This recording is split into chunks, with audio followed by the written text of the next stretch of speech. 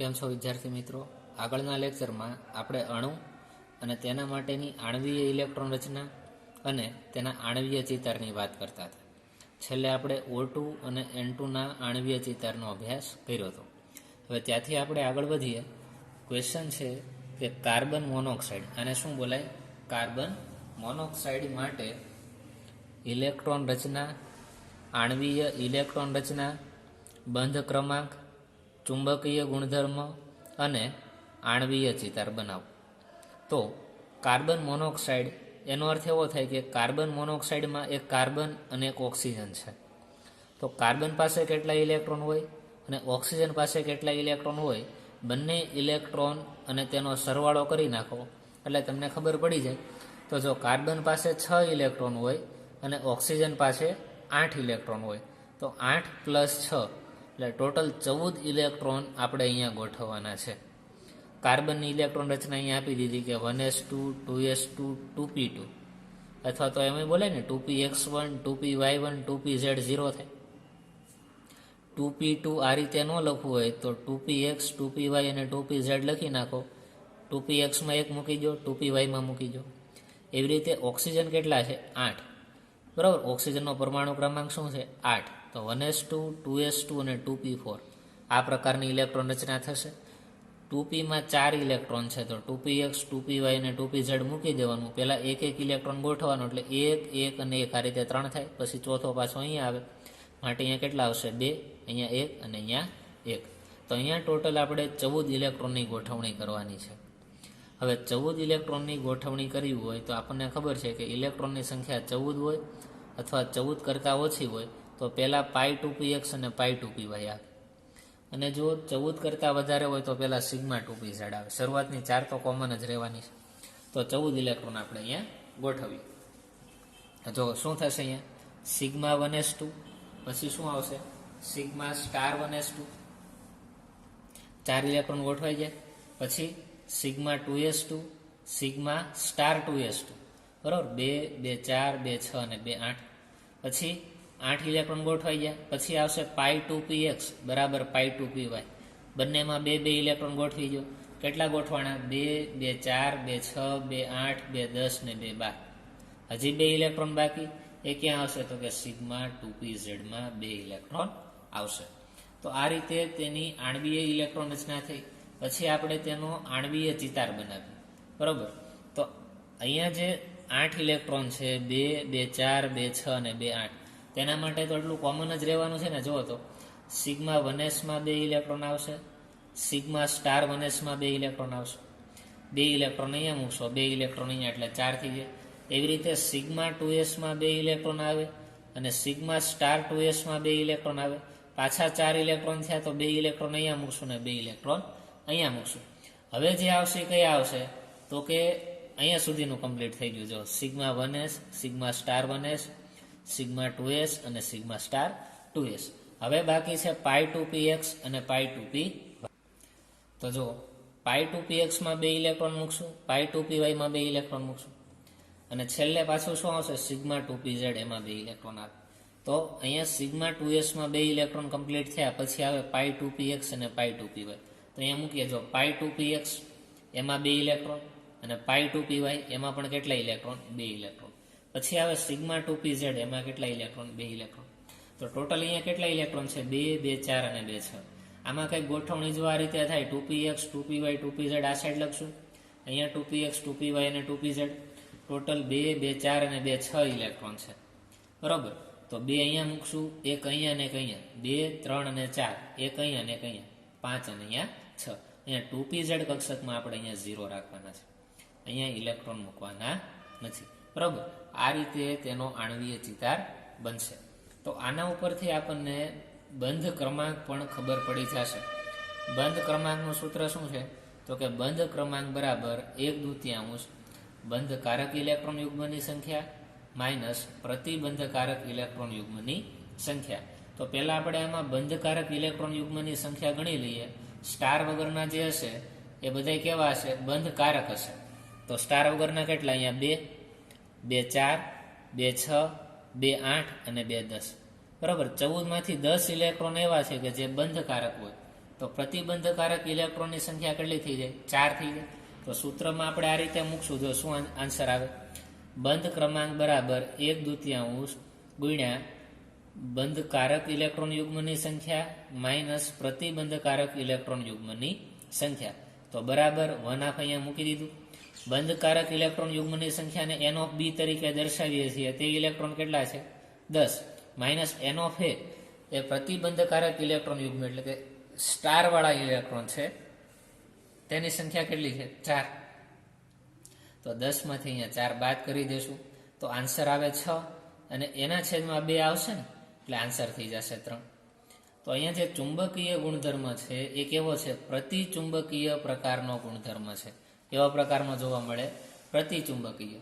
પ્રતિચુંબકીય ગુણધર્મ શા માટે છે? તો આપણે કહી શકીએ કે અહીંયા જે ઇલેક્ટ્રોન છે એ બધા યુગ્મિત જ છે. જો કોઈ પણ સિંગલ એક છે જ નહીં, જોડ છે. જો અહીંયા 2 ઇલેક્ટ્રોન, 2 ઇલેક્ટ્રોન અહીંયા, 2 ઇલેક્ટ્રોન અહીંયા. ઇલેક્ટ્રોનની અહીંયા શું છે? યુગ્મિત પ્રકારની જોડ જ જોવા મળે છે. માટે આપણે કહેશું કે આ છે એ પ્રતિચુંબકીય પ્રકારનો સ્વભાવ ધરાવે છે. તો આ ક્વેશ્ચન અહીંયા કમ્પ્લીટ થયો. તેના પછી બીજો ક્વેશ્ચન જોઈએ. હવે ચેન્જ કર્યો છે, નાઇટ્રોજન મોનોક્સાઇડ આપી દીધું. બરાબર, આગળ શું આપ્યો હતો? Carbon monoxide. તો નાઇટ્રોજન મોનોક્સાઇડમાં કુલ ઇલેક્ટ્રોન કેટલા હોય? તો પહેલા શું કરાય? નાઇટ્રોજન અને ઓક્સિજનની ઇલેક્ટ્રોન રચના લખી નખાય. નાઇટ્રોજન પાસે 7 ઇલેક્ટ્રોન હોય, ઓક્સિજન પાસે કેટલા ઇલેક્ટ્રોન હોય? 8 ઇલેક્ટ્રોન હોય. તો આ 7 ઇલેક્ટ્રોનની ગોઠવણી કરીએ તો 1s2, 2s2, 2px1, 2py1, 2pz. અહીંયા કેટલા આવશે? 2, 2, 4, 5, 6 અને 7. 2pz માં અહીંયા 1 ઇલેક્ટ્રોન આવશે. અહીંયા શું છે? 1 ઇલેક્ટ્રોન છે. ટોટલ 7 ઇલેક્ટ્રોન થઈ ગયા. હવે ઓક્સિજન, તેની પાસે 8 ઇલેક્ટ્રોન છે. તો 8 ઇલેક્ટ્રોનની ગોઠવણી કરીએ. 1s2, 2s2, 2px2, 2py1, 2pz1 થાય. આ રીતે ઓક્સિજનની ઇલેક્ટ્રોન રચના થાય. તેમાં 8 ઇલેક્ટ્રોન હોય તો 7 + 8 એટલે ટોટલ ઇલેક્ટ્રોનની સંખ્યા થઈ ગઈ 15. તો અહીંયા જે નાઇટ્રોજન મોનોક્સાઇડનું આણ્વીય ઇલેક્ટ્રોન રચના આપણે બનાવશું તેમાં 15 ઇલેક્ટ્રોનનો ઉપયોગ થશે.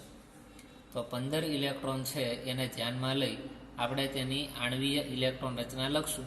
તો જો તેની આણ્વીય ઇલેક્ટ્રોન રચના શું થાય? 15 ઇલેક્ટ્રોન ગોઠવવાના. તો અહીંયા 4 સુધી તો કોમન જ રહેશે.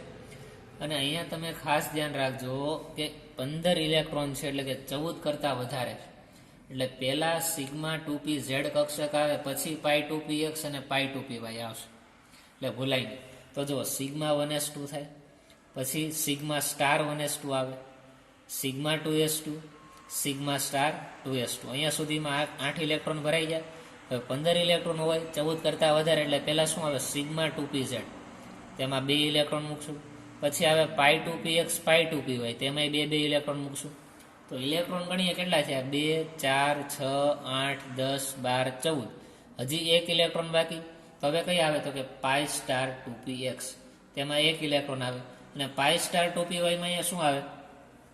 અહીંયા π*2py, તો આમાં 0 આવશે. અહીંયા કઈ ઇલેક્ટ્રોન હોતા નથી. ન લખો તો પણ કાંઈ વાંધો નથી. તો આના આધારે આપણે આણ્વીય ચિતાર બનાવીએ. તો આણ્વીય ચિતારમાં નીચેનું તો કોમન રહેશે. 2, 2, 4, 2, 6 અને 2, 8 ઇલેક્ટ્રોન સુધી કોમન રહેશે. સિગ્મા 1s માં 2 ઇલેક્ટ્રોન આવશે, સિગ્મા સ્ટાર 1s માં 2 ઇલેક્ટ્રોન આવશે. એવી રીતે સિગ્મા 2s માં 2 ઇલેક્ટ્રોન, સિગ્મા સ્ટાર 2s માં 2 ઇલેક્ટ્રોન, એટલું તો કોમન રહેશે. હવે જે સમજવાનું છે આપણે જોઈએ. હવે આવશે સિગ્મા 2pz. તો પહેલા જે કક્ષક લખશું એ કઈ આવશે? તો કે સિગ્મા 2pz. જો અહીંયા લખી સિગ્મા 2pz, તેમાં કેટલા ઇલેક્ટ્રોન મૂકશું? 2 ઇલેક્ટ્રોન મૂકશું. પછી આવે π2px, એમાં 2 ઇલેક્ટ્રોન, બરાબર π2py, એમાં 2 ઇલેક્ટ્રોન. તો મૂકી દઈએ. π2px એમાં 2 ઇલેક્ટ્રોન, π2py તેમાં 2 ઇલેક્ટ્રોન. પછી π*2px એમાં 1 ઇલેક્ટ્રોન છે. તો અહીંયા π*2px માં 1 ઇલેક્ટ્રોન મૂકવાનો. π*2py માં 0 છે, અહીંયા કઈ ઇલેક્ટ્રોન મૂકવાની જરૂર નથી. ને સૌથી ઉપર આવે સિગ્મા સ્ટાર 2pz, એમાં પણ ઇલેક્ટ્રોન નથી એટલે 0 મૂકશું. ટોટલ ઇલેક્ટ્રોન કેટલા થયા? 2, 2, 4, 2, 6 અને 1 7. તો 7 ઇલેક્ટ્રોન મૂકીએ. 1, 2, 3, 4, 5, 6 અને કંઈ એક્સ્ટ્રા 7 થશે. બરાબર. તો આ રીતે આપણે 7 ઇલેક્ટ્રોનની ગોઠવણી કરશું. હવે પાછું આપણે જોઈએ કે આના બંધ ક્રમાંક શું હોય નાઇટ્રોજન મોનોક્સાઇડનો. તો બંધ ક્રમાંક માટે આપણે સૂત્ર છે કે 1/2 કૌંસમાં લખશું બંધકારક ઇલેક્ટ્રોન યુગ્મની સંખ્યા માઇનસ પ્રતિબંધકારક ઇલેક્ટ્રોન યુગ્મની સંખ્યા. તો પાછા આપણે સ્ટાર વગરના ઇલેક્ટ્રોન ગણી લઈએ પહેલા. તો અહીંયા 2, 2 4, 2 6, 2 8 અને 2 10. તો 10 ઇલેક્ટ્રોન એવા છે કે બંધકારક ઇલેક્ટ્રોન યુગ્મ છે. તો ટોટલ ઇલેક્ટ્રોન 15 છે, એમાંથી 10 ઇલેક્ટ્રોન બંધકારક હોય તો પ્રતિબંધકારક કેટલા હોય? 5. તો આપણે જુઓ તો બંધ ક્રમાંકનું સૂત્રમાં મૂકીએ તો 10 - 5 આવશે ને, માટે 1/2 10 - 5 એટલે 5. 5 ભાગ્યા 2 એટલે 2.5 થાય. તો નાઇટ્રોજન મોનોક્સાઇડનો બંધ ક્રમાંક કેટલો થઈ જશે? 2.5. અને ચુંબકીય ગુણધર્મ કેવો આવશે? અનુચુંબકીય આવે. અનુચુંબકીય શા માટે આવે? તો આપણે કહેશું કે આમાં જે ઇલેક્ટ્રોન રચના છે તેમાં 2pxમાં એક ઇલેક્ટ્રોન છે. કેટલા ઇલેક્ટ્રોન છે પાઈ સ્ટાર 2pxમાં? એક જ ઇલેક્ટ્રોન છે. આ એક ઇલેક્ટ્રોનના કારણે આપણે એમ કહી શકાય કે અયુગ્મિત ઇલેક્ટ્રોન છે. અને અયુગ્મિત ઇલેક્ટ્રોન હોવાના કારણે તે કેવા ગુણધર્મો ધરાવતા હોય?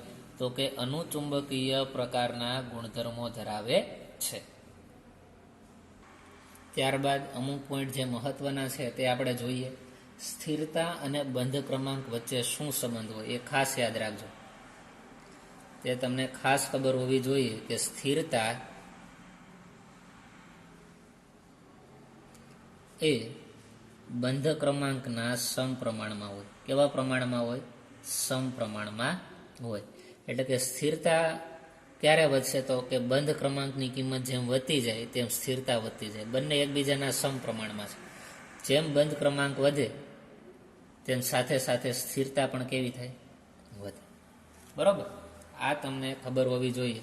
બંધ ક્રમાંક ઘટે તો સાથે સાથે સ્થિરતા પણ ઘટતી જાય. એકબીજાનો સમપ્રમાણમાં સંબંધ છે. એટલે જેટલી બંધ ક્રમાંકની કિંમત વધુ તેટલી સ્થિરતા વધુ, અને જેટલી બંધ ક્રમાંકની કિંમત ઓછી તેટલી સ્થિરતા ઓછી હોય. તો આના આધારે આપણે ક્વેશ્ચન જોઈએ. જો એક પ્રશ્ન આપેલો છે કે H2, બીજો આપ્યો છે હિલિયમ 2, અને ત્રીજું આપ્યું છે H2, એની ઉપર +1 ચાર્જ. બરાબર, આ બે અણુ છે અને એક આયન આપી દીધો છે. ની સ્થિરતાનો ક્રમ લખો. ની સ્થિરતાનો ક્રમ લખો. સ્થિરતાનો ક્રમ આપણે અહીંયા આપવાનો છે. સ્થિરતાનો ક્રમ કોના આધારે અપાય? તો કે બંધ ક્રમાંકના આધારે અપાય. તો આ ત્રણના જો આપણે બંધ ક્રમાંક મેળવી લઈએ અને જેનો બંધ ક્રમાંક સૌથી વધુ હોય તેની સ્થિરતા કેવી થઈ જાય? વધુ થઈ જાય. અને જેનો બંધ ક્રમાંક ઓછો તેની સ્થિરતા ઓછી. તો એક કામ કરીએ, H2 નો બંધ ક્રમાંક મેળવીએ. પહેલા આપણે સ્ટાર્ટ કરીએ H2 થી. તો બંધ ક્રમાંક મેળવવા માટે તેની આણ્વીય ઇલેક્ટ્રોન રચના તમને આવડવી જોઈએ. તો જો એક હાઇડ્રોજન હોય તો તેની પાસે એક ઇલેક્ટ્રોન હોય, પણ અહીંયા 2 હાઇડ્રોજન છે માટે તેની પાસે કેટલા ઇલેક્ટ્રોન હશે? 2 ઇલેક્ટ્રોન હોય. તો તેની આણ્વીય ઇલેક્ટ્રોન રચના પ્રમાણે જોવા જઈએ તો σ1s શું થાય? 2 થાય ને? 2 ઇલેક્ટ્રોન ગોઠવાઈ જાય. હવે તેનો બંધ ક્રમાંક ગોતીએ કે બંધ ક્રમાંક બોન્ડ ઓર્ડર બરાબર બંધકારક ઇલેક્ટ્રોન યુગ્મની સંખ્યા માઇનસ પ્રતિબંધકારક ઇલેક્ટ્રોન યુગ્મની સંખ્યા, એને ભાગ્યા શું આવે? 2 આવે. તો અહીંયા જુઓ તો બંધકારક ઇલેક્ટ્રોન યુગ્મ કેટલા અને પ્રતિબંધકારક કેટલા? અહીંયા જો સ્ટાર વગરના હોય બંધકારક કહેવાય, તો કેટલા ઇલેક્ટ્રોન? 2. પ્રતિબંધકારક ઇલેક્ટ્રોન કેટલા? સ્ટાર વગરના તો એક પણ નથી, તો એ 0. એને ભાગ્યા શું આવશે? 2. તો શું થાય? 2 - 0 એટલે 2 ભાગ્યા 2 એટલે આન્સર શું આવે? 1. તો અહીંયા H2 નો બંધ ક્રમાંક આપણને 1 મળ્યો. હવે આપણે આગળ વધીએ. બરોબર, બંધ ક્રમાંક 1 મળ્યો એનો અર્થ શું થાય? કે હાઇડ્રોજન વચ્ચે સિંગલ બોન્ડ હોય. બરોબર, પણ એ આપણે અત્યારે જોતા નથી. હવે હિલિયમ 2 ની વાત કરીએ. હિલિયમ 2, એક હિલિયમ હશે તેની પાસે કેટલા ઇલેક્ટ્રોન હોય? તો કે એક હિલિયમ પાસે 2 ઇલેક્ટ્રોન હોય. અહીંયા હિલિયમ કેટલા આપી દીધા? 2. તો 2 હિલિયમ પાસે કેટલા ઇલેક્ટ્રોન હોય? 4 ઇલેક્ટ્રોન હોય. તો આપણે અહીંયા 4 ઇલેક્ટ્રોનની આણ્વીય કક્ષક પ્રમાણે ગોઠવણી કરશું તો 1s σ1s2 આવશે, અને બીજા 2 ઇલેક્ટ્રોન ક્યાં આવશે? σ*1s2. આ રીતે ગોઠવાશે. તો આ તેની આણ્વીય ઇલેક્ટ્રોન રચના થઈ ગઈ. હવે તેનો બંધ ક્રમાંક જોશું. બંધ ક્રમાંકને ઇંગ્લિશમાં કહેવાય બોન્ડ ઓર્ડર. એને શોર્ટમાં લખ્યું છે તો બોન્ડ માટે બી, ઓર્ડર માટે ઓ. તમારે ગુજરાતીમાં લખવો તો પણ લખી શકો બંધ ક્રમાંક બરાબર n ઓફ બી એટલે કે બંધકારક ઇલેક્ટ્રોન યુગ્મની સંખ્યા માઇનસ એન ઓફ એ એટલે પ્રતિબંધકારક ઇલેક્ટ્રોન યુગ્મની સંખ્યા ભાગ્યા 2. તો જુઓ તો બંધકારક ઇલેક્ટ્રોન કેટલા છે? સ્ટાર વગરના કેટલા છે? 2. તો એ 2 આવશે. બંધકારક કેટલા? તો સ્ટાર વાળા કેટલા? અહીંયા 2 ભાગ્યા શું આવશે? 2. 2 માઇનસ 2 બરાબર ભાગ્યા 2. 2 માઇનસ 2 એટલે 0 થાય. 0 ભાગ્યા 2 એટલે 0 જ થાય. તો હિલિયમ 2 માટે બંધ ક્રમાંકની કિંમત મળે 0. પછી આપણે લઈએ તેના પછીનું H2+1. H2+1 આને ખાસ સમજો. જો એક હાઇડ્રોજન પાસે એક ઇલેક્ટ્રોન હોય તો બે હાઇડ્રોજન પાસે કેટલા ઇલેક્ટ્રોન હોય? 2 ઇલેક્ટ્રોન હોય. એ તો ક્લિયર છે. પણ અહીંયા +1 વીજભાર મૂક્યો છે એનો અર્થ એવો છે કે તેને એક ઇલેક્ટ્રોનનું દાન કરી દીધેલું છે. કેટલા ઇલેક્ટ્રોનનું દાન કરી દીધું છે? એક ઇલેક્ટ્રોનનું તેણે દાન કરી દીધું હોય. એક હાઇડ્રોજન પાસે એક ઇલેક્ટ્રોન હોય તો અહીંયા હાઇડ્રોજન કેટલા છે? 2. તો 2 ઇલેક્ટ્રોન તો હશે જ તે, પણ તેમાંથી +1 એટલે કે એક ઇલેક્ટ્રોનનું શું થઈ ગયું હોય? દાન થઈ ગયું હોય. એટલે વધે તો માત્ર એક જ ઇલેક્ટ્રોન. માટે તેની આણ્વીય ઇલેક્ટ્રોન રચનાને લખવી હોય તો σ1s1 લખાય, કેમ કે એક જ ઇલેક્ટ્રોન છે આની પાસે. તો આના માટે આપણે બોન્ડ ઓર્ડર ગોતીએ તો બોન્ડ ઓર્ડર બરાબર બંધકારક ઇલેક્ટ્રોન યુગ્મ માઇનસ પ્રતિબંધકારક ઇલેક્ટ્રોન યુગ્મ એને ભાગ્યા 2. બંધકારક ઇલેક્ટ્રોન યુગ્મની સંખ્યા કેટલી? તો કે 1 માઇનસ પ્રતિબંધકારક કેટલા? તો કે 0 ભાગ્યા 2 એટલે કે 1/2. એટલે આન્સર શું આવશે? તો કે 0.5 લખાય. 0.5. તો જુઓ તો સૌથી વધારે સ્થિર કોણ હશે? આપણે અહીંયા કીધું કે બંધ ક્રમાંક એ સ્થિરતાના સમપ્રમાણમાં હોય. એટલે કે બંધ ક્રમાંક જેનો વધારે તેની સ્થિરતા વધારે અને બંધ ક્રમાંક જેનો ઓછો તેની સ્થિરતા ઓછી. તો આ ત્રણમાંથી સૌથી વધારે બંધ ક્રમાંક કોનો છે? તો કે એક કિંમત સૌથી મોટી છે ને, જો 0 અને 0.5 એ કિંમત નાની છે. તો H2નો બંધ ક્રમાંક સૌથી વધુ છે માટે તેની સ્થિરતા સૌથી વધારે હોય. માટે આપણે લખીએ સ્થિરતાનો ક્રમ સૌથી વધારે સ્થિરતા H2માં હોય. હવે એના કરતા ઓછી સ્થિરતા કેમાં હોય? તો આ બેનું કમ્પેરિઝન કરો તો સૌથી વધારે બંધ ક્રમાંક કોનો? તો કે 0.5 નો. આ બેની કમ્પેરિઝનની વાત છે. આ 0 છે, એના કરતા તો વધારે છે. તો પછી એના કરતા ઓછી એટલે H2ની સૌથી વધારે બંધ ક્રમાંક હોય. એના કરતા ઓછો કોનો હોય? તો કે H2+1 આયન. અને સૌથી ઓછો સ્થિરતા કોની હોય? તો કે 0 બોન્ડ ઓર્ડર હોય એની, એટલે કે હિલિયમ 2ની. તો સૌથી વધારે જો સ્થિર હોય તો H2 અણુ છે અને સૌથી ઓછો સ્થિર હોય કોણ છે? હિલિયમ 2. જો આવું કોઈ દિવસ બને જ નહીં. હિલિયમ 2 એ અસ્તિત્વમાં જ ન હોય કોઈ દિવસ. માટે એ સૌથી વધારે અસ્થિર હોય અને H2 હોય એ સૌથી વધારે સ્થિર હોય, કારણ કે H2 છે કુદરતમાં અસ્તિત્વ ધરાવે. હિલિયમ હોય એ 2 સ્વરૂપે કોઈ દિવસ અસ્તિત્વ ધરાવતો નથી. માટે H2ની સ્થિરતા સૌથી વધારે હોય, તેના કરતાં ઓછી H2+1ની અને તેના કરતાં પણ ઓછી હિલિયમ 2ની જોવા મળશે. તેના પછી હજી એક ક્વેશ્ચન જોઈ લઈએ. આવો જે ક્વેશ્ચન છે બરોબર, પાછો આપણે લખશું સ્થિરતાનો ક્રમ આપવાનો છે. શું આપવાનો છે? સ્થિરતાનો ક્રમ. એક આપેલું છે H2, બીજું આપ્યું છે H2-1 અને ત્રીજું આપ્યું છે H2+1. હવે આમાંથી જુઓ તો H2ની ઇલેક્ટ્રોન રચના તો આપણે અહીંયા ઉપર લખેલી જ છે, એટલે તમને વધારે ક્લિયર થાય. જો H2ની ઇલેક્ટ્રોન રચના શું થાય? H2ની આણ્વીય ઇલેક્ટ્રોન રચના થાય σ1s2. σ1s2. બીજું જોઈએ H2-1 છે. H2-1 નો અર્થ શું થાય? એક હાઇડ્રોજન પાસે એક ઇલેક્ટ્રોન, બે હાઇડ્રોજન પાસે 2 ઇલેક્ટ્રોન. એ તો ક્લિયર થયું. પણ અહીંયા -1 ચાર્જ છે, એનો અર્થ એવો કે હજી એક વધારે ઇલેક્ટ્રોન હશે. તો H2-1 આયન પાસે ટોટલ 3 ઇલેક્ટ્રોન હોય તો 3 ઇલેક્ટ્રોનની ગોઠવણી કંઈક આ રીતે કરશું કે σ1s2 અને σ*1s1 થાય ને આ રીતે 3 ઇલેક્ટ્રોન ગોઠવાઈ જાય.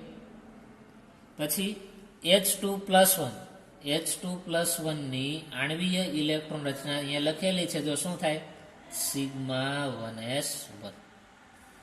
બોન્ડ ઓર્ડર ગોતી લઈએ. જો H2નો બોન્ડ ઓર્ડર કેટલો હોય? બીજી વાર આપણે ગણતા નથી. H2નો બોન્ડ ઓર્ડર ઉપર ગણેલો છે 1 હોય એટલે હું 1 મૂકી દઉં છું. બરોબર. એવી જ રીતે H2+1નો બોન્ડ ઓર્ડર કેટલો હોય? 0.5. તો અહીંયા હું મૂકી દઉં બોન્ડ ઓર્ડર 0.5. H2-1 નો બોન્ડ ઓર્ડર હજી ગોતેલો નથી, તો એનો ગોતી નાખીએ કે બોન્ડ ઓર્ડર બરાબર બંધકારક ઇલેક્ટ્રોન યુગ્મોની સંખ્યા માઇનસ પ્રતિબંધકારક ઇલેક્ટ્રોનની સંખ્યા ભાગ્યા 2. બંધકારક ઇલેક્ટ્રોન કેટલા? તો કે 2. પ્રતિબંધકારક ઇલેક્ટ્રોન કેટલા? તો કે 1. એને ભાગ્યા 2. 2 માંથી 1 જેટલે એટલે 1/2, એટલે શું થાય? 0.5. આ શું થઈ ગયો? 0.5. હવે તમે અહીંયા જોશો તો કે H2 નો બોન્ડ ઓર્ડર મળ્યો 1, H2-1 નો બોન્ડ ઓર્ડર મળ્યો 0.5 અને H2+1 નો બોન્ડ ઓર્ડર મળ્યો 0.5. તો અહીંયા પાછો આપણને પ્રશ્ન થાય, આ બંનેના બંધ ક્રમાંક તો સરખા મળ્યા, તો આપણે સ્થિરતા કઈ રીતે મેળવવી? તો એક ખાસ નોટ કરીને એક પોઈન્ટ યાદ રાખવો, લખી નાખીએ આપણે નોટ કરીને. શું યાદ રાખશો?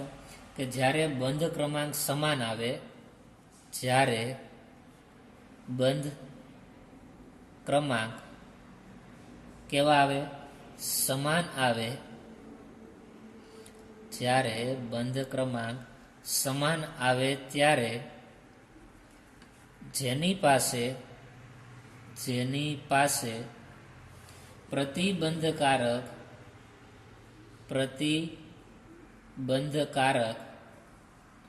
ઇલેક્ટ્રોનની સંખ્યા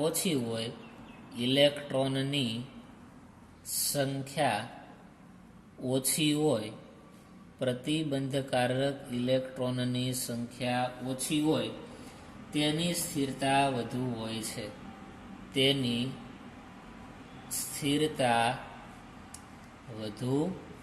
હોય છે. શું યાદ રાખશો? જ્યારે બંધ ક્રમાંક કેવો મળે? સમાન. જો અહીંયા 0.5 મળ્યો, અહીંયા 0.5 મળ્યો, એટલે અહીં પ્રશ્ન આવવાનો કે બંને સમાન હોય તો સ્થિરતા કોની વધારે? એટલા માટે જ આ પોઈન્ટ લખ્યો છે કે જ્યારે બંધ ક્રમાંક તમને સમાન જોવા મળે ત્યારે તમે શું ધ્યાન રાખશો? કે જેની પાસે પ્રતિબંધકારક ઇલેક્ટ્રોનની સંખ્યા ઓછી હોય તેની સ્થિરતા વધુ થઈ લેવાય. બરાબર? તો અહીંયા 0.5, અહીંયા 0.5, તો H2-1 અને H2+1 આમાં આપણે પ્રતિબંધકારક ઇલેક્ટ્રોનની સંખ્યા પહેલા જોઈ લઈએ. જેની પાસે પ્રતિબંધકારક ઇલેક્ટ્રોનની સંખ્યા ઓછી હશે તેની સ્થિરતા આપણે વધારે લઈ લઈશું. તો તમે અહીંયા જોશો તો H2-1 પાસે પ્રતિબંધકારક ઇલેક્ટ્રોનની સંખ્યા 1 છે, જ્યારે H2+1 પાસે પ્રતિબંધકારક ઇલેક્ટ્રોનની સંખ્યા 0 છે. જો K સ્ટાર વાળા છે જ નહીં, તો આની પાસે તો સાવ નથી. તેનો અર્થ એવો કે આની સ્થિરતા તો વધી જ ગઈ. બરાબર? H2+1 ની સ્થિરતા વધી ગઈ, કારણ કે આની પાસે તો પ્રતિબંધકારક ઇલેક્ટ્રોન છે જ નહીં. તો આપણે શું લખી શકાય? તો કે આ બેની જ્યારે કમ્પેરિઝન થાય તો H2+1 ની સ્થિરતા વધારે હોય, જ્યારે H2-1 ની સ્થિરતા ઓછી હોય. અને સૌથી વધારે તો H2 ની જોવાની, કારણ કે તેનો બંધ ક્રમાંક 1 છે, વેલ્યુ સૌથી વધારે, માટે તેની સ્થિરતાનો ક્રમ તો સૌથી વધારે સ્થિરતા H2 ની હશે. એના કરતાં ઓછી કોની હશે? તો કે H2+1 ની, અને એના કરતાં ઓછી હશે H2-1. તો આન્સર થઈ ગયો. તો આ રીતે તમને કોઈ અણુ અથવા આયન આપેલો હોય અને તેના બંધ ક્રમાંક અથવા તો તેની સ્થિરતા માપો એમ કે, તો આ રીતે તમે સ્થિરતા મેળવી શકશો. ત્યારબાદ આગળ વધીએ.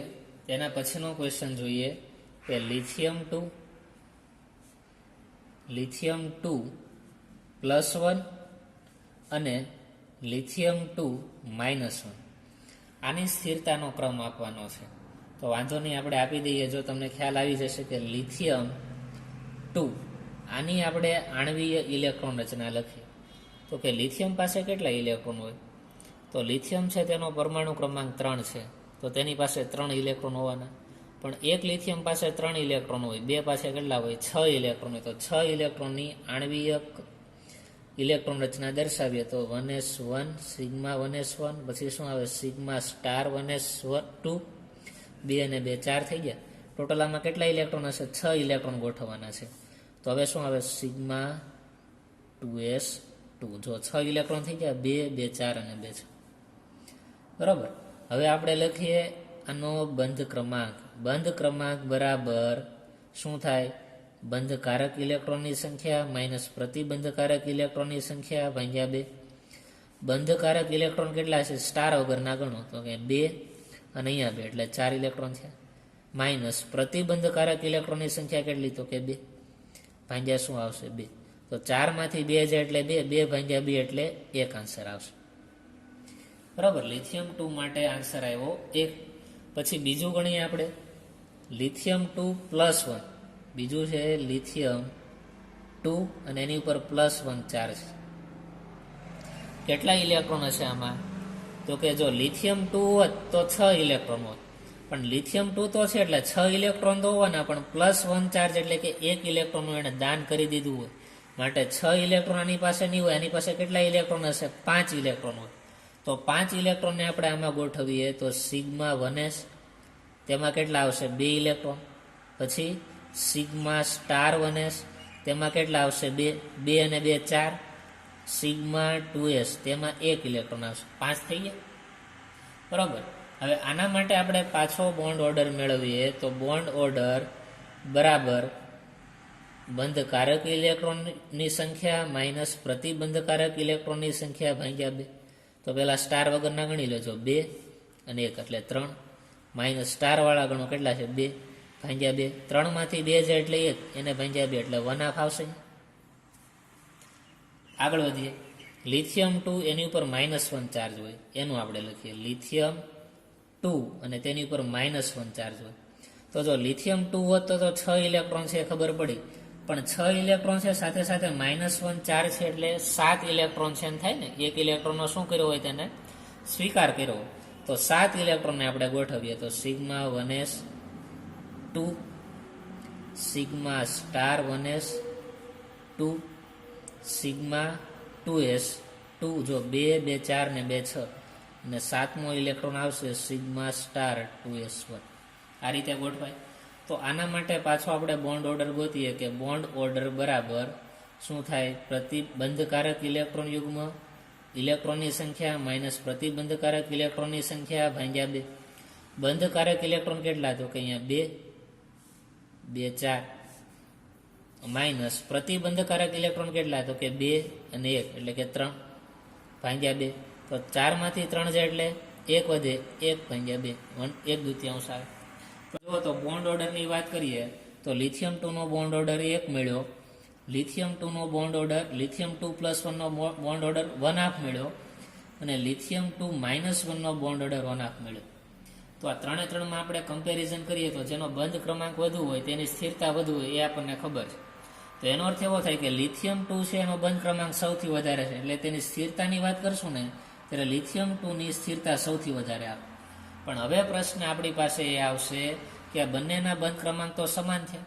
તો જ્યારે સમાન બંધ ક્રમાંક હોય ત્યારે આપણે કઈ રીતે ધ્યાનમાં લેશું? તો આગળ મેં નોટ કરીને લખાવ્યું હતું કે જ્યારે બંધ ક્રમાંક સમાન આવે ત્યારે શું ધ્યાન રાખશો? તો કે જેની પાસે પ્રતિબંધકારક ઇલેક્ટ્રોનની સંખ્યા ઓછી હોય તેની સ્થિરતા વધુ હોય. શું? જેની પાસે પ્રતિબંધકારક ઇલેક્ટ્રોનની સંખ્યા ઓછી તેની સ્થિરતા વધારે. તો આ બંનેમાં પહેલા આપણે કામ કરીએ, પ્રતિબંધકારક ઇલેક્ટ્રોનની સંખ્યા ગોતી લઈએ.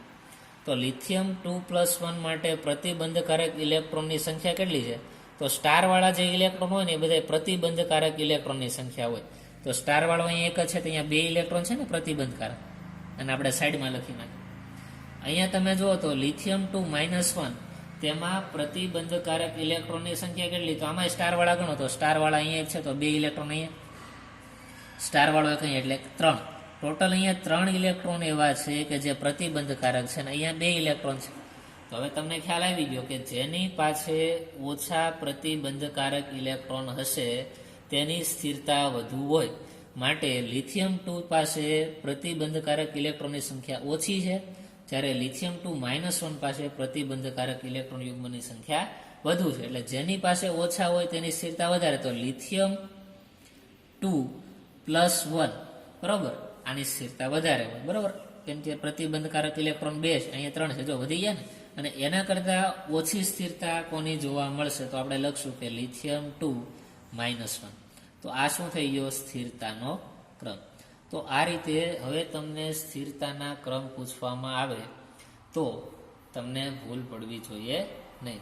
તો આ રીતે આપણે કોઈ પણ અણુ આપ્યો હોય તો તેના આણ્વીય કક્ષકની રચના, પછી અણુ ની જે આણ્વીય ચિતાર છે તે કઈ રીતે બનાવવો, તેનો બંધ ક્રમાંક અને તેના ચુંબકીય ગુણધર્મ કે અનુચુંબકીય છે કે પ્રતિચુંબકીય તેનો અભ્યાસ કર્યો. પછી તો કે સ્થિરતાનો અભ્યાસ કર્યો.